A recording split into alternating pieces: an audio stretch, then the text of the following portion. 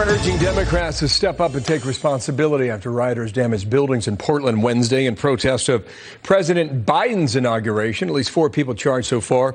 Jason Rantz has been on the story, host of the Jason Rantz Show on KTTH Radio in Seattle. Jason, welcome to our program, and good morning to you. You're one of those who are saying step it up. Make your case. Well, they have to step it up, because if they don't, it's just going to have more violence for the next several months. Political violence begets more political violence. And we certainly saw this last year, where you had 6 months of violence from Antifa, from some Black Lives Matter activists, some of the more extreme ones, and it never stopped. Not only did it not stop, it was actually rewarded on a local level. You have in Seattle and in Portland, for example, the councils making changes to defund the police departments, which is exactly what these activists had called for. And so if you're rewarding this behavior and you're not condemning it, why would anyone think it's going to suddenly stop?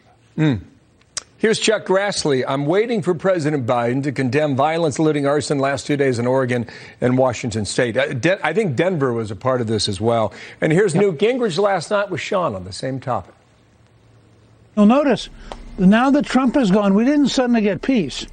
You had Antifa out there saying that they despise Joe Biden, they hate Joe Biden, they don't regard him as legitimate. So I think that people should be worried about America. You think that posture changes on the left? Probably not until power is actually on the line. And right now, the Democrats going after domestic terrorism, saying they're going to root it out, they have a reason strategically to say they're going after it, but only really focusing on the right-wing activists. And there's no doubt that there's right-wing extremism out there, and it poses a threat. But if you're going to go out and root out this kind of terrorism, why not focus on the ones that are causing damage right now?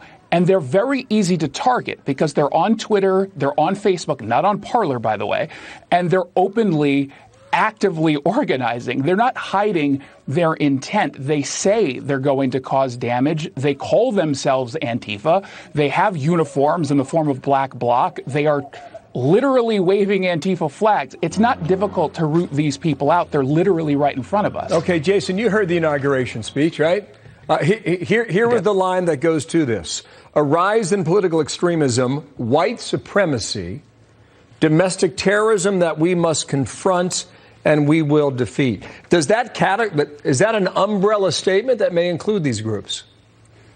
No, they're not white nationalists, and we should be calling out Antifa by name the same way we call out white nationalists by name, the same way we've heard Democrats call out the Proud Boys by name. The reason they're not doing that is, again, strategically, the narrative, the talking point coming from the left is that this country is founded on racism, that there's institutionalized racism everywhere, so they're going to go after that. And that's really where the connection to white nationalism that was a part of the speech. They're not going to go after the base. That was part of the speech as well. He did say that. Jason, it's good to have you on. I hope you come back. Jason Rantz, thank you. Thanks, Bill. Jason's a great guy. Great to have you, Jason. Thank you. President